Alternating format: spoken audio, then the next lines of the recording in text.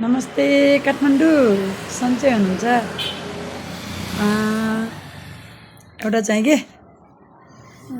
हिजो एउटा मिडियामा बोलेको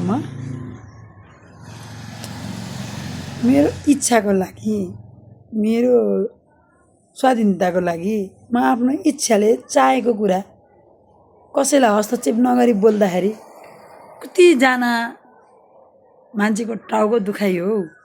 किन यति धेरै मसित कुरा गर्नुहुन्छ, क्वेसन गर्नुहुन्छ?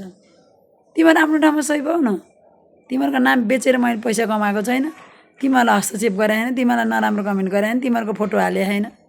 मेरै फोटो हालिराख बरु, तिमीहरूले मेरै फोटोको प्रचार गरिरहेको छौ। तिमीहरूलाई चाहिँ मेरो फोटो माथि म रेणुका बराल माथि आवाज नउठाई मेरो नाम नलि तिमीहरूलाई खाएको पनि बस्दैन। तिमीहरू किन धेरै दादागिरी गर्छौ हो? म आफ्नो व्यवसाय सञ्चालन गरेर ल आऊ न बरु, तिमीलाई कुरा काट्न छ भने मेरो पसलमा आऊ तरकारी किन्नलाई। ताजा तरकारीहरू फलफुलहरू सुपथ मूल्यमा दिन्छु। साग पनि पाइन्छ, मिसिनी चाहिन्छ होइन, सबै कुराहरू पाउँछ। खुर्सानी छ राम्रो, लौका, गाजरहरू, चामलहरू पाउँछ है। अनि किन चाहिँ मसँग चाहिँ प्रतिवाद गर्दै बस्दै गर्छौ हो? कतिसम्म लेख्छौ नराम्रा कमेन्ट? तिमीहरूको कमेन्टले मलाई छुँदैन त। किनभने तिमीहरूका त्यस्ता अपवाच्य शब्दले मलाई केही हुनेवाला छैन, बुझ्यौ नि? तिमीहरू जस्तो मान्छे त म त होइन त। अर्काको कन्टेन्ट बनाउने, अर्काको नाम उठाउने, फोटो उठाउने, भिडियो बनाउने खाले व्यक्ति त म त होइन। न त मेरो बाबुबाजेले गरे, न त म गर्छु तिमीहरूलाई, कहिले पनि गर्दिनँ। र गरे भने तिमीहरूलाई डेन्जर तरिकाले गर्छु, याद राख।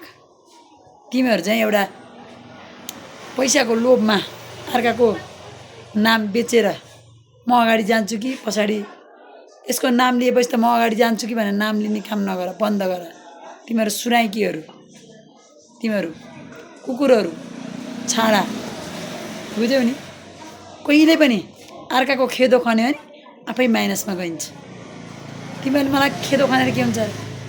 म आफूमा परिपक्वता छु, म आफूमा हिक्मत छ, म आफू गरेर खान सक्छु। नगरे मलाई श्रीमानले पाल्नुहुन्छ। मेरो ससुराको बारी छ, खेत छ, म त्यहीँ गएर खेती उब्जाएर खान सक्छु, तरकारी ल्याएर खान सक्छु, धान रोपेर खान सक्छु। तिमीहरूले किन मलाई चाहिँ गाह्रो गराइरहेको छ अहिलेसम्म? तिमीहरूलाई लाज लाग्दैन? तिमीलाई कति लाज लाग्दैन है? अर्काको कन्टेन्ट बनाएर भिडियो बनाउन, अर्कासँग रात दिन मेरै बारेमा मात्रै कुरा गर्न, फोन मेसेन्जर वाट्सएपमा मेरो मात्रै कुरा गर्न, भेट भयो जम्मा भयो मेरै कुरा गर्न। तिमी अलिकति लाज लाग्दैन? तिमीहरू त्यसरी बोल्दै गर्दा तिमीहरूको पनि भोलि फोटा उठाउलान्, तिमीहरूको पनि अर्को व्यक्तिले कुरा काटिरहेको होलान्। म त नेपालमा एक्लो छैन त, म पछाडि त लाखौँ हजारौँ मान्छे हुनुहुन्छ त। उहाँहरूले तिमीहरूको बारेमा नि त दुई चार कुरा बोल्नु सक्नुहुन्छ होला नि त। तर तिमीहरू जस्तो छाडा हामी नभएको नि त। हामी छाडा छैनौँ। हाम्रो परिवारमा चाहिँ हाम्रो परिवारले तिमीहरूका फोटा उठाउन, तिमीहरूका कमेन्ट गर्न, तिमीहरूलाई गर्न सकिँदैन होला र? मैले सक्छु तिमीहरू जस्तो चरित्र, अर्काको चरित्र हत्या गर्ने मान्छे होइन हामी, बुझ्यौ नि? याद राख। र गर्न पर्यो भने राम्रो तरिकाले गर्न सकिन्छ भन्दै यो युट्युब च्यानलमा हेर्छु, सबैले हेर्नु होला, सपोर्ट गर्नु होला। अर्काको नाम बेजेर र अर्काको फोटो उठाएर कन्टेन्ट बनाएर तिमीहरू चाहिँ केही पाउनेवाला छैन र केही पाउनेवाला नि छैन। तिमीलाई कसैले पुरस्कार दिनेवाला नि छैन। तिमीहरू आफै नै माइनस भएर जाने हो। र कसैले पनि मेरो लागि नराम्रा कमेन्ट, नराम्रा शब्द, नराम्रा फोटाहरू चाहिँ नउठाइदिनु होला भन्ने विनम्र अनुरोध।